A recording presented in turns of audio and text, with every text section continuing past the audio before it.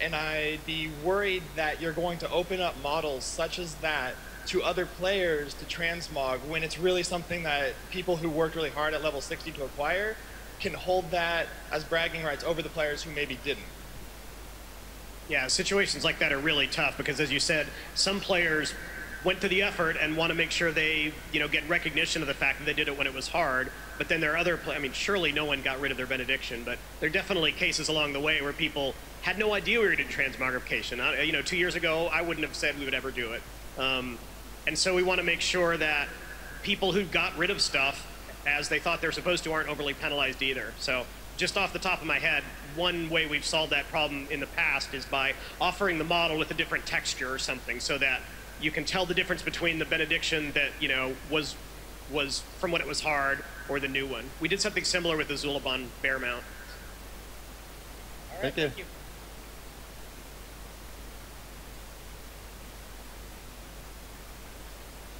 Hi there, I'm Iris from the Guild Tempest on Windrunner, and thanks Adam. I would like to say, on behalf of all Ret Paladins, sorry for crying all day, every day on the forums. It's ridiculous. Thank you for doing your best to balance a class that's constantly changing, and I'll give you the respect for that.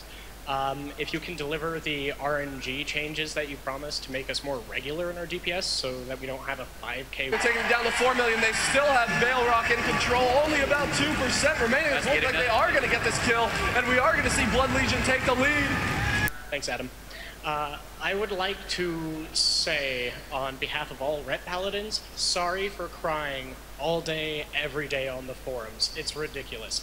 Thank you for doing your best to balance a class that's constantly changing, and I'll give you the respect for that. If you can deliver the RNG changes that you promised to make us more regular in our DPS so that we don't have a 5K window, then I'll be content. My biggest issue looking at this, though, is that with the 90 tier on our new talent tree, there's an obvious choice for Ret in the Holy Avenger ability, I believe it's called, which looks just like a flat DPS up because of that holy power acquisition. If you give us that, our DPS is going to skyrocket, and then we're going to get the nerf bat again, and we're going to completely reset the cycle of hatred. Just don't nerf us, don't buff us, please. We're so close to being balanced for the first time since ever. So just let it happen. Get rid of that. Let us be at peace. I'm fine with middle DPS.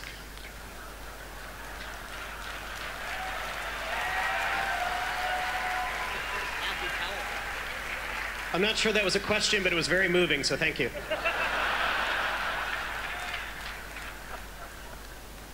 I mean, if your question was about the level 90 tier, then the intent is that all three of those powers be relatively similar DPS increases or throughput if you're a healer, and we feel like we have enough knobs there to hit those spots. The numbers we put up today haven't been through PTR, haven't been through rigorous testing, so we can continue to tweak things. There's no saying that Guardian of Ancient Kings needs to last the same duration or the same cooldown that it does today, and we have ways of buffing the other two as well.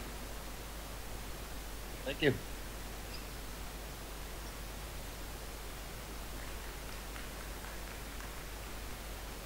Hi, my question is about wind shear. Now you're nerfing it for resto PvP. Do you intend to have them make a trade-off or to not let them have it? I think ideally we don't want them to have it.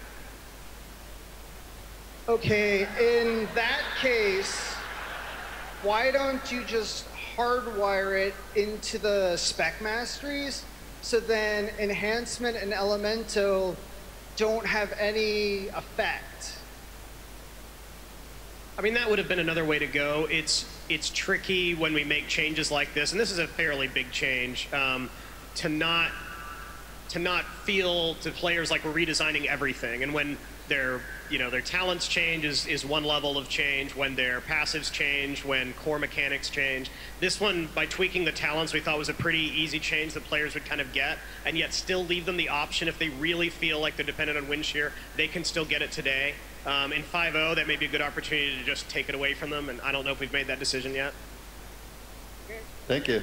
Thank you. Hey, I have a question. Will there be any craftable mounts in Mr. Pandaria, and will you be able to attack on your mount to anyone on the opposing faction? By any chance? Will you be able to attack someone on a mount? Yes. Yeah, probably not.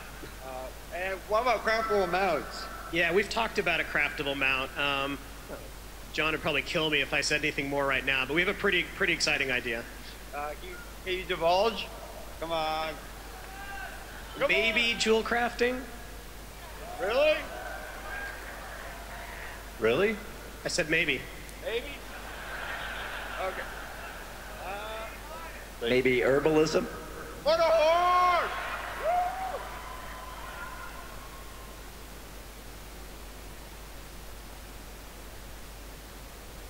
A shout out to Rebellion on Cho'Gall.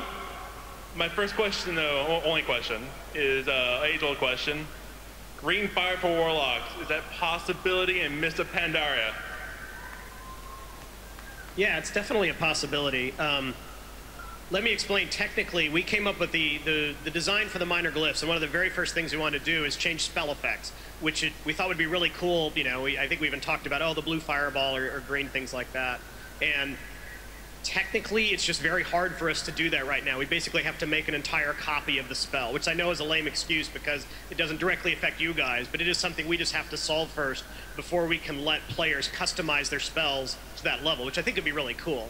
Now, we could always offer Warlocks another spell that was just green colored, and the Warlock rotations have changed quite a bit. We can only touch on a little bit in the panels here, but we're hoping fairly soon to have talent trees, spec descriptions, all of that stuff up on our website, and you guys can kind of dive into it. Thank you. Thank you.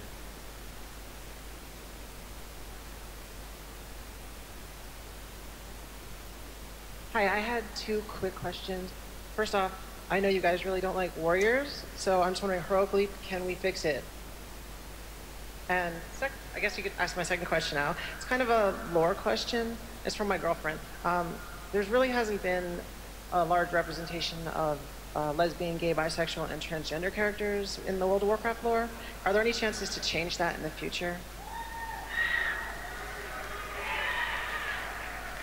Want me to go first? You want to think about it for a minute? You want me to go first? Do you think about it for a minute? I'll be able to think about it. Heroic Leap, if you remember, we originally were going to do Heroic Leap, and then we pulled it, and then we tried to do it again. It's movement like that is just hard for our game, to be frank, and it's the kind of thing we keep working on. It's a cool ability. We want it to be better. It has its biggest problems when you try to change elevation, and the reason we keep having to clamp down on it is because mean players try to get to places they're not supposed to get by using Heroic Leap, which unfortunately makes it hard for all of us when you can't jump very much in altitude. When you use it on a flat space, it generally works pretty well. I know there are a lot of places in Battlegrounds, for example, going up an incline where it fails, and that's frustrating, and definitely want to improve. I think for part two, like there aren't any, I don't know, like we have how many quest designers? Probably 7?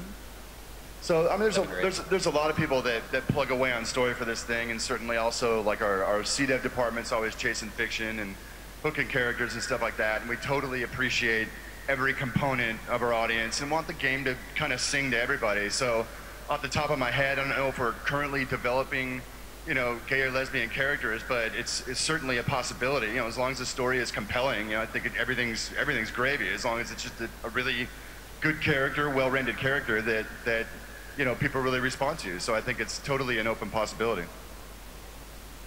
Thank you. Thank you.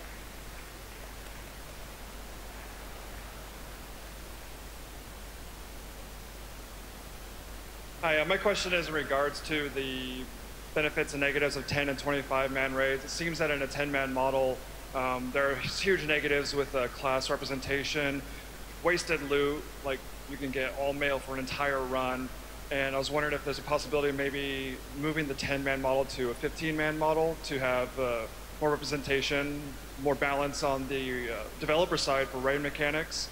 And if not, maybe making some kind of smart loot system that would disallow, for instance, mail to drop if you didn't have any male users in your raid. I think it's more likely that we would go down the road of trying to make the loot dropping slightly, vaguely intelligent.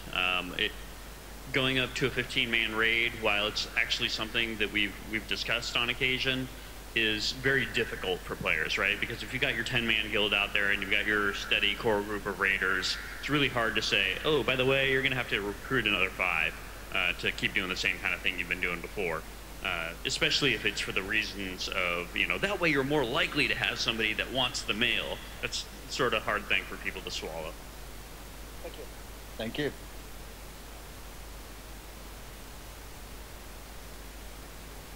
Hi, as a kitty druid, I just want to say that I really love what you did with Fandrol's Flame Scythe. Really well done. I really like that. My question is, do you have any plans to make any other items like Fandrol's Flame Scythe in the future and maybe spread the love among the other druid specs? And also, once we get rid of the items that make the aesthetic form change, will we be able to access the form later through something like transmogrification? That's something we talk a lot about. When we give out an item like that, we ask ourselves, okay, do we want this to be what every druid looks like from now on? Because they probably would if we gave them the option. And by tying it to an item, we can have it last for a certain amount of time and then go away. We'd have to ask ourselves really carefully, is this, are we going to do this? Is this just going to be all cats are on fire now, or all cats who are capable of getting the item, or that sort of thing? So for the moment, we want to keep it conservative and say that as long as you want to use that staff, you can do that, but that was a special thing for the Firelands tier, and hopefully there'll be other special things in the future. We don't want to build up this library where, say, 5 or 10 years from now, there's 4 different magic ways cats can look. There's the ice cat or the storm cat or whatever like that. Thundercat. Thundercat. Ho! We don't have any existing plans. I can't think of anything in 4.3 that kind of fits that mold. It just is when it makes sense, we'll do it. We had that great model for the Doma fight, and we knew we could stick it on the feral form pretty quickly. We'll definitely do stuff like that in the future. As with the answer we gave in the legendaries, we don't want to make it so formulaic that players are like, oh, clearly this is the tier when the Fury Warrior gets the item because it's their turn. We want to keep it fresh and make it exciting when stuff like that shows up. All right, thank you. Thank you.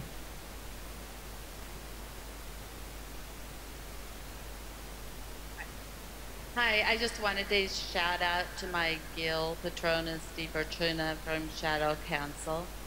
And as a hunter who's played that class for about 5 years, I want to thank you very much for the recent pet taming challenges that came out in 4.2. They were so much fun, and they really brought the hunter community really together. That being said, and how much we are so proud of all the pets that we've tamed, particularly the rare exotics, it seems really a shame that we're not able to take it into our raids and dungeons when we switch to our higher DPS spec. So I was kind of hoping and pleading that maybe this might be a change, either in 4.3 and 5.0. I can maybe kind of sort of understand it in PvP, but when you're going up against an NPC in a raid or dungeon, why can't I have my spirit cat with me while I'm in marksman or survival?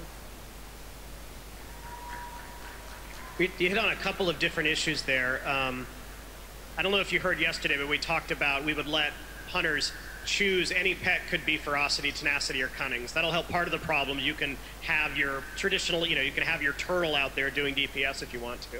That won't specifically help the problem where, a Beastmaster only pet is something a Marks hunter couldn't use. And ideally, the answer to that would be Beastmaster DPS is high enough that you can do that, and you don't have to follow the, you don't have to go Marks and lose your pet in that case.